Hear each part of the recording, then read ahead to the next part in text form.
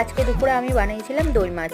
দই মাছ বানানোর জন্য প্রথমে মাছটাকে একটু তেলে ভেজে নিলাম, তারপর ওই ভাজা তেলের মধ্যে দিয়ে দিয়েছিলাম কিছু গোটা গরম মশলা, তারপর পেঁয়াজ আর টমেটো কুচি। তারপর পেঁয়াজ টমেটো কুচি দিয়ে ভালো করে নাড়াচাড়া করার পর ওর মধ্যে দিয়ে দিয়েছিলাম একটু লবণ। লবণ দেওয়ার পরে দিয়েছিলাম কিছু বাটা মশলা।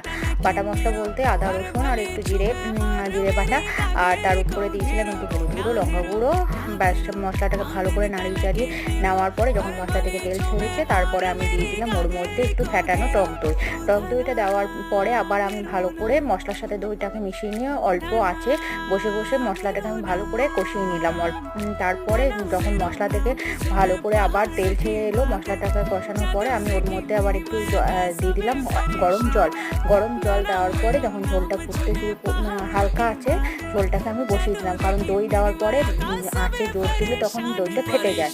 এরপর আমি মাছগুলো দিয়ে দিলাম, ভালো করে নাড়াচাড়া করে রেডি হয়ে গেল আমার দই।